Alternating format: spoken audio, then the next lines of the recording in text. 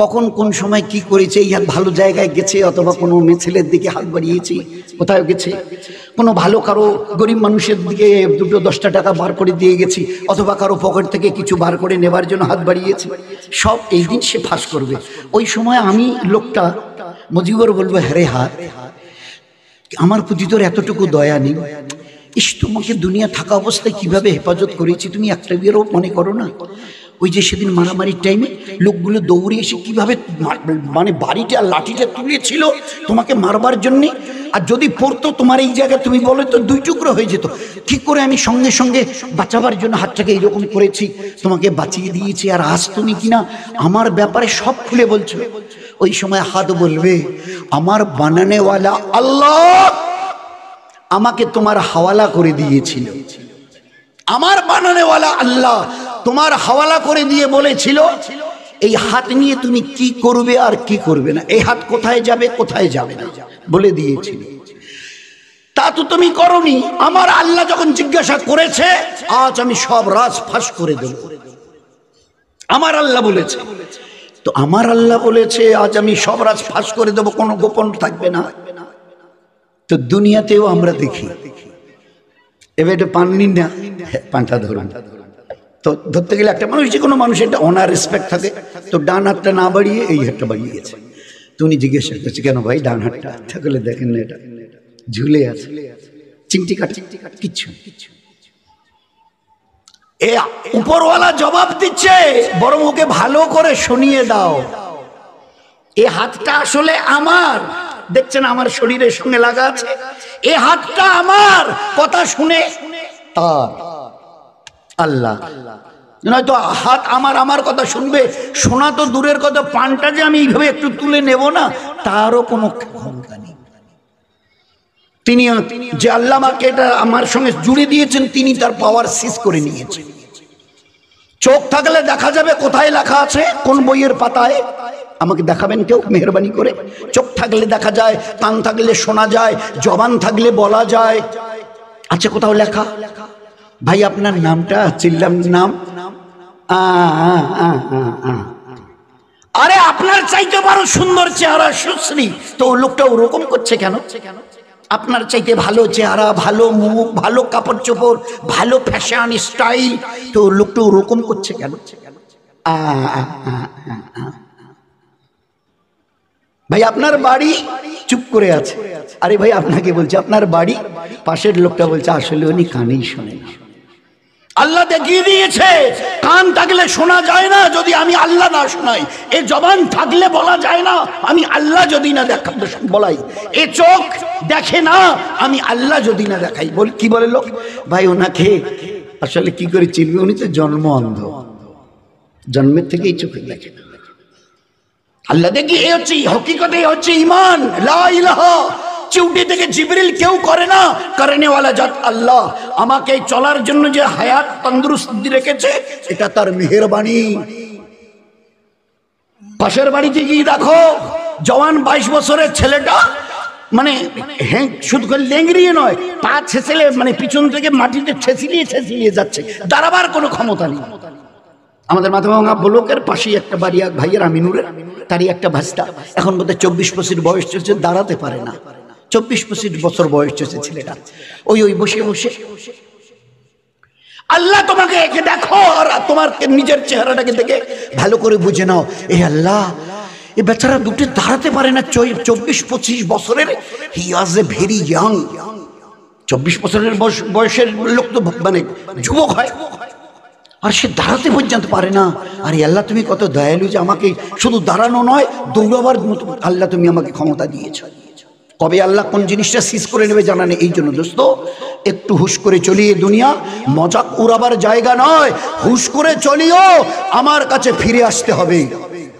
ওই দিন আমায় 4টা জবাব নেব, সারাটা জীবন কোন আমলে কাটিয়েছো।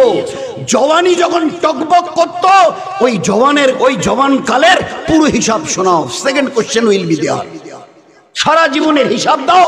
দ্বিতীয় কোশ্চেন, জওয়ানি যখন ছিল 15 থেকে 30-35, ওই সময়টা কি করে কাটিয়েছো, মাল কোথা থেকে এসেছে আর কোথায় লাগিয়েছো, পুরো হিসাব দাও। টাকা হিসাবে নয়, পয়সা হিসাবে। পাই পয়সা কি করে এসছে? টাকার হিসাব দিলে 50 পয়সাগুলো যদি বাদ চলে যায়, ফাঁকি দিয়েছো, মদ খেয়েছো, ও হবে না। পাই পাই কোন রাস্তা দিয়ে মাল কামিয়েছো আর কোন রাস্তায় মাল লাগিয়েছো, আমি তো বলে দিয়েছি কিভাবে কামাবে, কিভাবে খরচ করবে। Fourth question will be there. চতুর্থ, যে দিনের ইলম তোমার জানা ছিল তার উপরে কতটা নিজেকে চালিয়েছো। তুমি তো মুসলমান, জানতে 5 ওয়াক্তের নামাজ ফরজ নয়, ফরজে আইন। 10 বছরের পরের থেকে ছেলে অথবা মেয়ে 5 ওয়াক্তের নামাজ পড়া ফরজে আইন, না পড়া গুনাহে কবিরা, না পড়া মুসলমানের সঙ্গে তার কোনো সম্পর্ক নেই, ইসলামের সাথে তার কোনো সম্পর্ক নেই, শুধু ইসলাম থেকে বেরিয়ে চলে গেছে। যার কাছে নামাজ নেই, ইসলামে তার কোনো জায়গা নেই। একটু আগে যে মহাসাহেব এই ব্যাপারে কথা বলছিল, আমরা এই কতটা মন দিয়ে শুনেছি আল্লাহই জানে। আল্লাহর নবীর হাদিস, no portion in this person in Islam who does not say his সালাত। যার কাছে নামাজ নেই ইসলামে, আমি নবী বলছি, তার কোনো জায়গা নেই। কি করে বুঝবো যার কাছে নামাজ নেই ইসলামে তার কোনো জায়গা নেই? কি করে বুঝবো, কতটা বুঝবো? আল্লাহর পেয়ারা নবী এমন এক এক্সাম্পল দিয়েছেন যে তাজ্জব লাগে শুনলে। জিজ্ঞাসা করছো আমার সাহাবারা, সাথীরা, আচ্ছা তোমরা কান কাটা লোককে দেখেছো? আল্লাহ রাসূল দেখেছি। আচ্ছা হাত কাটা লোককে দেখেছো? দেখেছি। আচ্ছা পা নেই এরকম লোককে দেখেছো? পা কাটা? আল্লাহ রাসূল দেখেছি।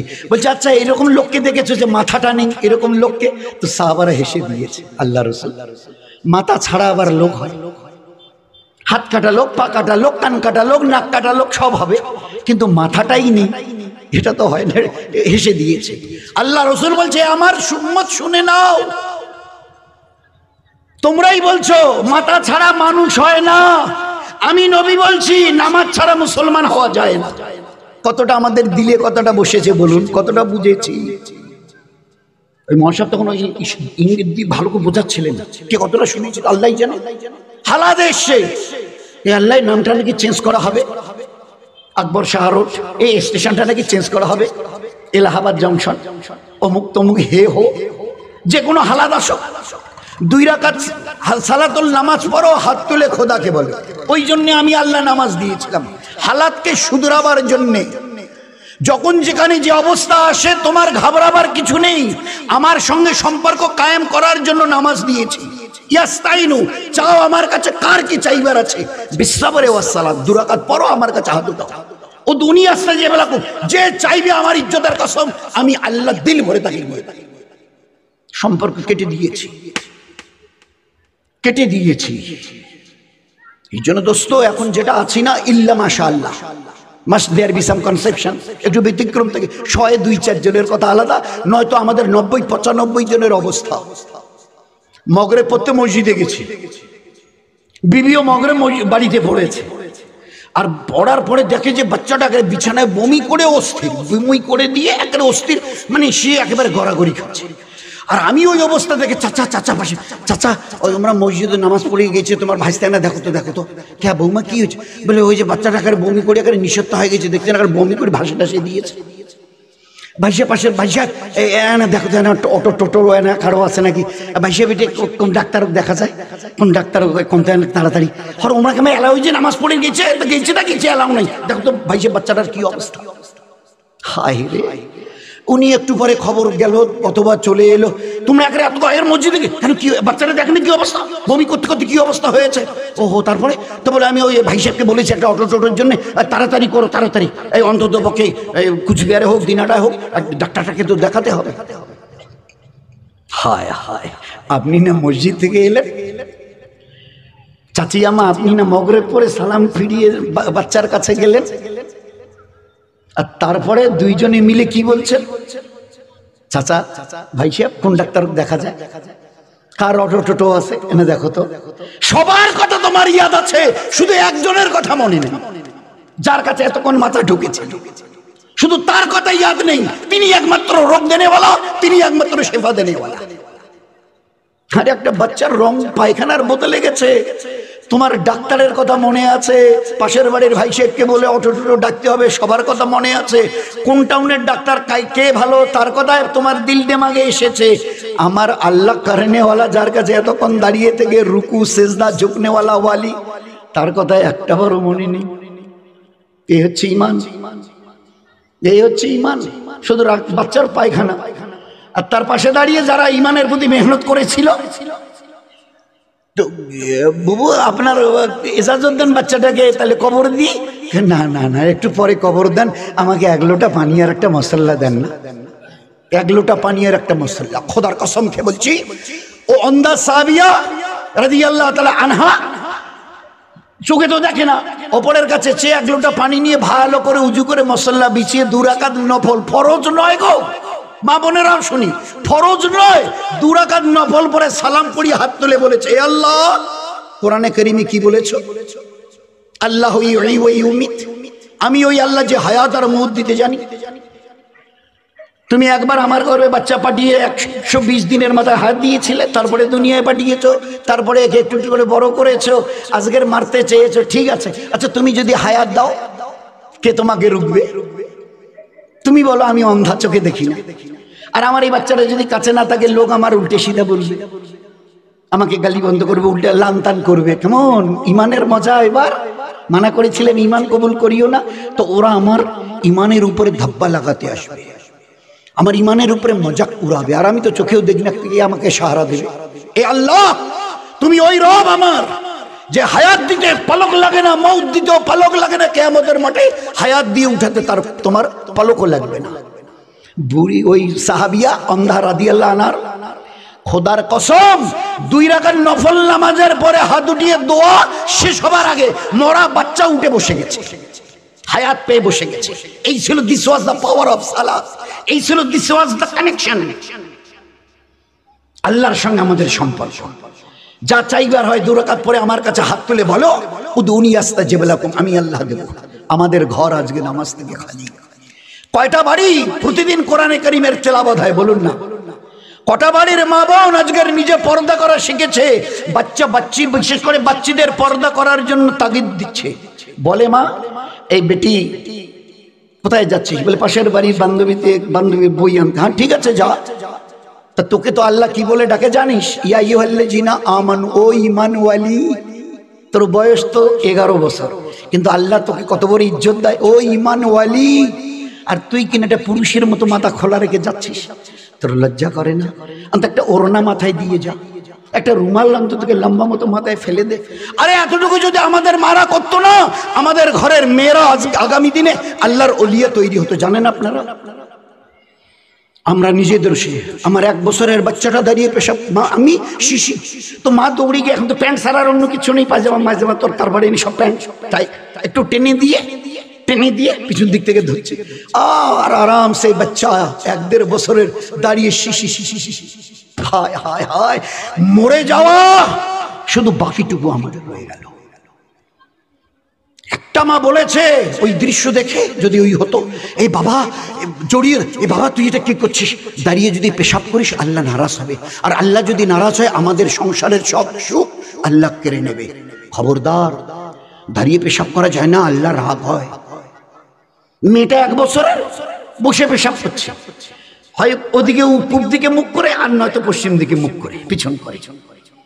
কখনো মা দৌড়ি কি বলে, এই আম্মি তুই কি করছিস? আমি পশ্চিম দিকে মুখ করে পেশাব করা যায় না, তুই শুনিস নি এদিকে আমাদের কাবা আছে? শুনিস নি কোনোদিন? আরে একটু বলে দেখি না মা। কমলাটা ছিলে বাচ্চাটার হাতে দিয়েছেন, আর বাচ্চাটা নিয়ে মজাচ্ছে, 1, 2, 3টে করে পুরো কমলাটা সাফ করে দিল। একটাবার আপনি হাতে দেওয়ার সময় বলেছেন, এই বেটি, এই আব্বুকে বিসমিল্লাহ বল? শিখিয়েছে আমাদের মায়েরা, বলুন না? হায় হায়, শিখিয়েছে। হুজুরের সামনে, আমাদের নবীর সামনে, একটা মেয়ে তার বাচ্চাকে খানা দিতে গেছে, নিজে হাতে নিয়ে বাচ্চাটা হাঁ করেছে, আর ও মেয়ে ছেলে, তার মা হাতটা খানা নিয়ে এইখানে নিয়ে এসছে একদম কাছে। ওই অবস্থায় হুজুর হাত ধরে ফেলেছে, তখনও পর্দার আয়াত নাযিল হয়নি, নয়তো দলিল দেব নবীজি অন্য মেয়ে ছেলের হাত ধরলো, আর আপনারা বলেন যে মাথা ঢাকতে হবে। কোথায় পেয়েছে? তো তখনও পর্দার আয়াত নাযিল হয়নি, হুজুর সাহেব হাত ধরেছেন। মেয়ে ছেলেটা রেগে গেছে, আল্লাহ রসুল, আমি আমার বাচ্চাটার মুখে খানা দিতে গেলাম, আর আপনি হাত ধরলেন। বলছে যে, বোন, তুমি তোমার বাচ্চাটাকে বিসমিল্লাহ বলতে পারো? ওই ধরা অবস্থায় তুমি তোমার বাচ্চাটাকে বিসমিল্লাহ বলতে পারো? মেয়ে ছেলেটা বললো, এ আব্বু বল বিসমিল্লাহ। এবারে বিসমিল্লাহ বললো, হুজুর সাহেব হাত ছেড়ে দিলেন, খানা খেলো। একটু পরে হুজুর সাল্লাল্লাহু আলাইহি ওয়াসাল্লাম মুস্কি হাসলেন, মেয়ে ছেলেটি জিজ্ঞাসা করলো, আল্লাহ রসুল আপনি মুচকি হাসলেন কেন, এতে কি এমন দেখলেন মুচকি? বলে, যে সময় তুমি খানা দিতে গেছিলে তোমার বাচ্চার মুখে বিসমিল্লাহ বলনি, শয়তান তোমার বাচ্চার মুখের সঙ্গে মুখ মিলিয়ে নিয়েছিল। শয়তান এই অবস্থায় যদি খাওয়াতে তো তোমার বাচ্চার সঙ্গে এই শয়তানে অংশ নিত, এ বাচ্চা দিন বা দিন যত দুনিয়ায় বড় হতো শয়তানি আমল দুনিয়ায় মরণ পর্যন্ত করতো। যেই তোমার বাচ্চা বলেছে বিসমিল্লাহ, শয়তান সঙ্গে সঙ্গে ওখান থেকে বেরিয়ে এত জোরে দৌড় লাগিয়েছে, দৌড়াতে গিয়ে কখনো পড়ে যাচ্ছে আবার উঠে দৌড়াচ্ছে, ফের কখনো হুমড়ি গিয়ে পড়ে যাচ্ছে। তো ওর এই পড়ার উঠা দেখে আমি একটু হাসছিলাম। হায় হায়, সে জীবন আজকের কোথায় গেল আল্লাহই জানে। সে পাক হায়াত পাক জিন্দগি কোথায় গেল? সাহাবাদের ঘরের মা বোন, ঘর থেকে মা বেরিয়ে একটু অপেক্ষা করছে, ওই ঘর থেকে এক্ষুনি বেটি বেরোবে, এক্ষুনি। আর যেই বেটি বেরিয়েছে আসসালামু আলাইকুম, মায়ের বেটির মুখোমুখি, ফের দুইজনে হাত লাগিয়ে দিয়ে বৌমাও ঘর থেকে বেরিয়ে অপেক্ষা করছে, এই একটু পরেই শাশুড়ি আম্মু আম্মি বেরো হবে। আর যেই না বেরিয়েছে আসসালামু আলাইকুম। এটা ছিল রোজ সাহাবাদের ঘরের আমার। মা বেটিকে, শাশুড়ি বউকে, যা যাকে সালাম দিত, মুসাফা করতো। আচ্ছা তোরা কম্পিটিশন কারো কেন, কে আগে সালাম দেবে? কম্পিটিশন হতো কিসের? ঠিক আছে বেরিয়ে আসো দুইজনে, তার মধ্যে যে পারো আগে সালাম দাও। বলে না না না, ওরকম কেন বলছেন? আমরা নবীজির মজলিসে পাক জবান থেকে তার শুনেছি, তোমাদের দুইজনের মধ্যে যে আগে সালাম দেবে 190টা নাকি সে পাবে। কেন আমরা আগে সালাম দেব না? বাড়িতে বাড়িতে। হায়, আচ্ছা তা মুসাফা হাত দিয়ে ফের মুসাফা করতে গেল, কেন করব না? এটা ছোট্ট দোয়া নবীজি শিখিয়েছেন, একফিরুল্লাহ লানা ওয়ালাকুম, তিনটা মাত্র শব্দ, একফিরুল্লাহ লানা ওয়ালাকুম। কিন্তু এই তিনটা শব্দের মধ্যে কি বলেছে আল্লাহ নবী শুনেননি? তোমাদের দুইজনের পিছনের গুনাহ আল্লাহ মাফ করে দেবে, আর দুইজনের দিলে আল্লাহ মহব্বত দান করবে। আছে আমাল থেকে আমাদের ঘর খালি হয়ে যাচ্ছে দিন বা দিন। কয়টা মা আমাদের এই এলাকার, আপনাদের বড় মরিচার হালকার, এখন আল্লাহ শুকর কিছু কিছু হওয়ার চেষ্টা হচ্ছে। চেষ্টা কতটা হয়েছে তো আল্লাহ জানে, চেষ্টা হচ্ছে চেষ্টা হচ্ছে। আব্বু আম্মি বাড়ি থেকে ওই যে তোর নানা নানি আসছে না, জাগিয়ে সালাম দে, তোর খালা খালু আসছে সালাম দে। বলি কটা মা বলে, কটা বাপ শিখায় আজকের সালাম দেয়া নেয়া? হ্যাঁ শেখায়। বাচ্চা 1-1.5 বছরের বাচ্চাকে কোলে নিয়ে এবারে বলছে আব্বু ওই তোমার নাতি ভাই ওই যে টাটা দিচ্ছে, বাই বাই দিচ্ছে, টাটা বাই বাই দিচ্ছে। আমি আল্লাহর কসমকে বলছি, নিজের চোখে দেখে বলছি, টাটা বাই বাই শিখছি ইহুদিন নাসারার তরিকা। আমার পেয়ারা নবীর পেয়ারি সুন্নতকে উম্মতের নাম নিয়ে ধরে জবাই করছি, তারপরে মনে করছে আমরা মুসলমান। ঠিক আছে, আমাদের ঘর 5 ওয়াক্তের নামাজ থেকে খালি, আমাদের ঘর রোজানা কোরআনে করিমের তেলাওয়াত থেকে খালি, আমাদের ঘর সকাল বিকাল তসবিহাত জিকির আজগার থেকে খালি, আমাদের ঘর আওয়াবিন ইশরাক তাহাজ্জুদ থেকে খালি। কি ঘরে রইল বলেন? আমাদের ঘর পর্দা পুশিদা থেকে খালি, আমাদের ঘর বাচ্চাদের তালিম তরবিয়াতে থেকে খালি, আমাদের ঘর বাচ্চাদের ইলমে দ্বীন আর আমালের দ্বীন থেকে খালি। কি বাকি রেখেছি বলেন তো? মুসলমানের কোন আমলটা ধরে রেখেছি যে আমলের দ্বারা আল্লাহ পাক আসমানের রহমতের, বরকতের, ইজ্জতের দরজা আমাদের জন্য খুলে দেবে?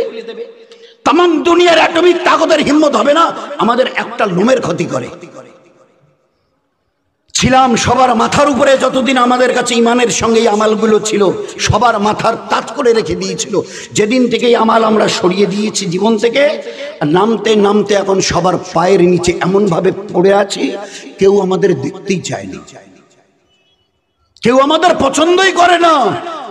বাঁশ বেঁধে দিয়ে লিখে দিচ্ছে কোন মুসলমান এইদিকে ভিতরে প্রবেশ করিবেন না। দোকানে লিখে দিয়েছে কোন মুসলমান এই দোকানে কোনো জিনিস কিনবেন না। আমি দলিল সহ বলছি। হ্যাঁ, লোক জিজ্ঞাসা করবে আপনারা এগুলো বানিয়ে টানিয়ে কি? না। তাহলে এগুলো কেন হচ্ছে? বলে আমাদের নিজেদের বদআমলের কারণে। ওই তখন মহাসাব বলছিল আমরা যদি সত্যিকারের ঈমান আর ইবাদতের সঙ্গে চলি, আল্লাহ ফেরেশতা জিবরাইলকে ডেকে বলবে, হে জিবরাইল, অমুকের বেটা অমুক, অমুকের বেটি অমুককে আমি মহব্বত করি, তুমি মহব্বত করো। ফের জিবরাইলকে বলবে ফেরেশতাদের বলো সবাই যেন মহব্বত করে। ফের বাকি ফেরেশতাদের বলো জমিনের দিকে মুখ করে সমস্ত মখলুককে যেন বলে দেয়, ও গোটা দুনিয়ার সমস্ত মখলুক, মানুষ, জিন, হাইওয়ান, জানোয়ার, চরিন্দা, পরিন্দা, সবাই শোনো, আল্লাহ অমুককে, অমুক মেয়ে ছেলেকে মহব্বত করে, কুল মখলুক তোমরা তাকে মহব্বত করো। এ ছিল নিজাম। যতদিন মুসলমান আপনি আমি আমরা আমাদের মা বোনেরা এক আল্লাহর গোলামি করেছিলাম, খোদায়ে পাকের লক্ষবার কসমকে বলছি, গোটা দুনিয়া আমাদের গোলামি করতে বাধ্য হয়েছিল। যেদিন থেকে খোদার গোলামি ছেড়ে দিয়েছি সেই দিন থেকে আল্লাহ নারাজ হয়ে গোটা দুনিয়ার আমাদের গোলাম বানিয়ে দিয়েছে। এরপরেও যদি না বুঝি, অতি বাস্তবটা দেখার পরেও যদি না বুঝি, ইমানের সঙ্গে যে ইবাদতের কথা আল্লাহ বলেছিলেন এরপরেও যদি না বুঝি যে আমাদের কতটাই ইবাদত জীবন থেকে সরে গেছে, শেষ কথাটা শুনিয়ে এই জন্য নিয়ত করি যে আমাদের ঘরের 10 বছর থেকে ছেলে অথবা মেয়ে কেউ যেন বেনামাজি না থাকে। আমাদের বাড়ির 3, 4, 5 বছরের বাচ্চা বাচ্চিরা কোরআনের ইলম থেকে এরা যেন না ওয়াকিব না থাকে। ইলমি দিন শেখা ফরজ, ফরজে আইন। মা বাপ যদি না শেখান তো গুনাহে কবিরা হবে। এই ছেলেরা ইলমি দিন আর আমালে দিন না শেখার কারণে আল্লাহর নাফরমানি করবে, আর এই বেটা বেটির নাফরমানির কারণে আপনি বাপ আর মা তাহাজ্জুদ ওয়ালা ওয়ালি, আপনাকে শেষে জাহান্নামে যেতে হবে। লিখে রেখে দিন ডায়েরিতে, জাহান্নামে যেতে হবে, জাহান্নামে যেতে হবে। এই জন্য আমরা যদি একটু আল্লাহর গোলামিকে মেনে নিতে পারি, তার হুকুমের উপরে চলার জন্য যদি একটু চেষ্টা করি, তো গোটা দুনিয়াকে আল্লাহ আমাদের গোলাম বানিয়ে দেখিয়ে দিয়েছিল। একটা লম্বা ইতিহাস সাহাবাদের জামানা থেকে তাবেঈনদের জামানা থেকে আল্লাহ দেখিয়ে দিয়েছিল। একটা লম্বা জামানায় যে গোটা দুনিয়া কি করে এদের গোলামি করেছিল, যতদিন এক আল্লাহর এরা হুকুম মেনে চলেছিল। আজ যদি আবার দোবারা করে নিজের ভুল বুঝতে পেরে আল্লাহর কাছে তওবা করি, তো আল্লাহ বড় দয়ালু, আল্লাহ বড় দয়ালু। আস্তাগফিরু রাব্বাকুম ইন্নাহু কানা গাফফারা। আমার কাছে তওবা করো। কতটা গুনাহ করেছো? 90 বছর, 100, একবারের তওবার বিনিময়ে জীবনের সমস্ত গুনাহ মাফ করে দেব। ফের তওবা করে নিজের ভুল বুঝতে পেরে জীবনটাকে শুধরে নাও। আমি আল্লাহ আবার হারিয়ে যাওয়া তোমাদের ওই ইজ্জতকে আবার তোমাদের সামনে আমি পেশ করব। এই জন্য ভাই, এটা শুধু মজমাটা করাটা বড় কথা না, এর থেকে কতটা শিক্ষা নিলাম, আমাদের মা বোনেরা কতটা শিক্ষা নিল। আজ চিন্তা করেন, এই যে পর্দা পর্দা বলা হয়, ফরজে আইন, মা বোনদের শরীরকে ঢেকে রাখা ফরজে আইন, অবস্থাটা। আচ্ছা, আপনাদের ভাই পাঠানটুলিতে বড় মরিচে হালকা 1টা 2টা 4টা মসজিদের খবর শোনান তো, যে মসজিদগুলোতে আমাদের মা বোনেরা 5 ওয়াক্তের কি নামাজ পড়ে। ভাই এরকম কয়টা মসজিদ আছে আপনাদের? আরে বলেন না ভাই, তাড়াতাড়ি শেষ করি আমি। কয়টা মসজিদ আছে যে মসজিদে মেয়েরা আজান হলে গিয়ে নামাজ পড়ে? আছে কি? নেই। কেন নেই? এক কথাই উত্তর, যে না ওখানে পুরুষরা যায় গিয়ে নামাজ পড়ে, ওখানে ওই ভিড়ের মধ্যে আমরাও যদি যে নামাজ পড়তে চাই তো পর্দার খেলাপ হবে, পর্দার খেলাপ হবে। পর্দার খেলাপ হবে বলে মসজিদ আল্লাহর ঘর, দুনিয়ার মধ্যে সবচাইতে আল্লাহর কাছে দামি জায়গা, সেখানেও মা বোনদের যেতে মানা। সেই মা বোনেরা আজকের সংসারে যদি একটা চামচ কিনতে হয় অথবা বিয়ে শাদীর জন্য সোনা গয়না যা কিছু দরকার, খাট পালং আল্লাহ আলমারি, এখন ওরা একটা কথা সহজে আমাদের বলে দিয়েছেন, আমরাও পুরুষদের জাতেরা এক কথাই মেনে নিয়েছি। ওরা বলছে তোমরা পারবে না, আমরা যাচ্ছি, আমরা যাচ্ছি। ভালো করে দেখে নেবেন, এই চৈত্রের রিডওয়েট ছেলে অথবা বিয়ে শাদীতে অথবা কোনো মেলা অথবা কোনো জলসায় 190-95 জন মেয়ে ছেলে বেপর্দায় সেখানে গিয়ে বাজার এমন ভাবে করছে, এখন দেখে মনে হয় পুরুষদের বাজার করা হারাম আর মেয়েদের জন্য ফরজ করে দিয়েছে আল্লাহ। নাউজুবিল্লাহ। যেখানে আল্লাহর ঘরে যেতে মানা, এত বড় দামি জায়গা আল্লাহর ঘর, আল মসজিদু বাইতুল্লাহ, এ তো জান্নাতের টুকরা, তোমরা মা বোনের আসিও না, পর্দার খেলাপ হবে। তো তাহলে যে দেখো মসজিদে যখন পর্দার খেলাপ হবে যাওয়া যাবে না ইবাদত করবার জন্য, আমরা বাজারে যাই, তাহলে হ্যাঁ ঠিক আছে বাজারে যাও। আমরা বাজারে এবারে ব্যাগ নিয়ে শুরু করে দিয়েছি। আপনারা দেখান একটা ফ্যামিলি গোটা এরিয়ার মধ্যে শুধু 2-4টে অতি কষ্টে যদি পাওয়া যায়, নয়তো 100-র মধ্যে 90-95টা ঘরের মা বোনের এখন বাজার তারা না করলে সংসার চলবে না, বিয়ে শাদী হবে না, কেনাকাটা হবে না, জিনিসপত্র ঠিকমতো এরা পুরুষরা আনতেই পারবে না। তোমরা পারবেই না, তোমরা পারবেই না, আমরা যাচ্ছি। এই জন্য ভাই, যদি আমরা আমাদের ক্যারেক্টার স্টাইলটাকে একটু না চেঞ্জ করি, আমাদের জীবন ব্যবস্থাটাকে একটু যদি না রেকটিফাই না সংশোধন করি না, যেভাবে চলছে আল্লাহ জানে আর কটা দিন আমাদের পায়ের নিচে জমি থাকবে, আর কটা দিন আমাদের পায়ের নিচে জমি থাকবে আল্লাহই জানে। বড় বড় মসজিদগুলো কিভাবে, স্টেশনগুলো কিভাবে, বিল্ডিংগুলো কিভাবে, রাস্তাগুলো কিভাবে, আমার কাছে ওই জন্য আমি দলিল রাখি, কারণ কথা বলতে গেলে লোক জিজ্ঞাসা করে। আমাদের কাজ অন্যের সমালোচনা নয়, এর জন্য দায়ী বলে, এর জন্য আমরা বদামল করে নেওয়ালা, খোদার নাফরমানি করেছি বলে এই অবস্থা আসছে। সেদিন হেমন্ত বাবু ওই যে পাশের রাজ্যের আসামের 600 মাদ্রাসা আমরা লেখিনি, খবর কাগজ আমার কাছে আছে। 600 মাদ্রাসা আমি বন্ধ করে দিয়েছি, আপনারা নিশ্চিন্ত থাকুন। বাকি মাদ্রাসা কয়টা অল্প সময়ের মধ্যে আমি বন্ধ করে দেবো, এখানে কোনো মাদ্রাসা চলবে না। 2, এখানে যদি আপনারা আমাদের রাজ্যে থাকতে চান মুসলমানেরা, তো 3টে কন্ডিশন মেনে নিতে হবে। 1, বাল্য বিবাহ চলবে না। 2, বহু বিবাহ চলবে না। 3, আপনাদের ছেলে মেয়েদের আরবি পড়ান। রাজ্যে, আমাদের আসাম রাজ্যে কোনো বাচ্চা বাচ্চিকে আরবি পড়াতে পারবেন না, জেনারেল এডুকেশন দিন। অথচ আরবি পড়ানো কি ভাই? সুন্নত, ওয়াজিব, ফরজ আইন, কোনো রাগ ঢাক নেই, কোনো রাগ ঢাক নেই, একদম পরিষ্কার। আমার কাছে সমস্ত পেপার, আমি যার জন্য একদম কার্টুন করে রেখে দিয়েছি।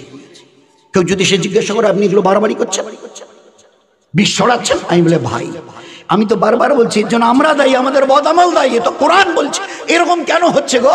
মুসলমানের উপরে তো কেউ জুলুম করে নেওয়ালা হবে না, ইজ্জতে ইজ্জত থাকবে। তো এরকম আল্লাহ বলছে কেন তোমরা আমালের উপরে ঠিক আছে তো? জাহারাল ফাসাদু ফিল বাররি ওয়াল বাহরি বিমা কাসাবাত আইদিন নাস। এই যে বিশৃঙ্খলা দেখছো না, তোমাদের জমিনে কোথাও জমির উপরে কোনোদের ঠাঁই নাই, এগুলো একমাত্র তোমাদের বদামলের নতিজা। We are responsible for this position.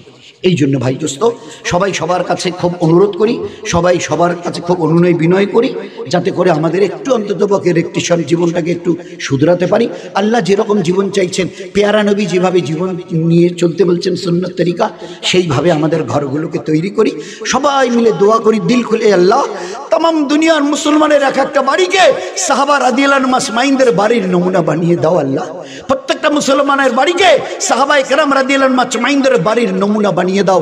তাদের বাড়িতে ঈমান কিরকম ছিল, ইয়াকিন কিরকম ছিল, দ্বীন শেখাশেখি কিরকম ছিল, পর্দা পুশিদা কিরকম ছিল, বাচ্চাদের তালিম তরবিয়ত কিরকম ছিল, যে আমলের বিনিময়ে আসমান থেকে আয়াত নাজিল হয়েছিল রাদিয়াল্লাহু তাআলা আনহু ওয়া রাদওয়ান। এরা এমন জীবন নিয়ে চলেছিল, আমি আল্লাহ দেখে খুশ হয়ে গেছি, আর কোনোদিন নারাজ হব না। এ আল্লাহ ওইরকম জীবন আমাদেরও দাও। এর জন্য যদি একটু চেষ্টা করি, আল্লাহর কাছে কোনো মুশকিল নেই, ফের একটু চেষ্টা করি যাতে আল্লাহ পাক ওই রকম একটা পরিবেশ আমাদের বাড়ির 10 বছর থেকে নিয়ে ছেলে অথবা মেয়ে কেউ বেনামাজি নেই, আমাদের বাড়ি যারা আছি একজন কেউ কোরআনে কারিমের তেলাওয়াত কোনোদিন বাদ নেই, সকাল বিকাল তাসবিহাতের পাবন্দি, বাচ্চাদের সুন্নত তরিকায় তালিম আর তরবিয়াত, মা বোনদের পর্দার পুশিদা, প্রত্যেকটা আমালকে বাচ্চা বাচ্চাদের সুন্নত তরিকায় সালাম দেয়া নেয়া, খানা দিতে গিয়ে তাদের একদম থেকে জবান থেকে বিসমিল্লাহ বলা, পেশাব পায়খানায় কোন দিকে কীভাবে কী দোয়া পড়ে বসা যাবে, এইভাবে যদি আমরা সুন্নত তরিকার উপরে চলার চেষ্টা করি, আল্লাহ দুনিয়াতে আমাদের জন্য আসমান থেকে রহমত আর বর্ষত আর বরকত, ইজ্জত আর হেফাজতের লহর বইয়ে দেবে, লহর বন্যা বইয়ে দেবে। চেষ্টা করবো ইনশাল্লাহ ভাই। আর তারা কারা চেষ্টা করবো? আল্লাহ দিলে সবাই চেষ্টা করবো ইনশাল্লাহ। আমাদের মা বোনের কাছে অনুরোধ থাকলো, এতটুকু চেষ্টা করে নিজের অতীতের ভুলের উপরে তওবা করে জীবনটাকে শুধরাই। আল্লাহ দুনিয়াতে সুখ শান্তিময় ইজ্জতওয়ালা জীবন দেবে, মরণের পরে 8টা জান্নাতের খুলে দিয়ে ইস্তেকবাল করা হবে। আল্লাহ যেন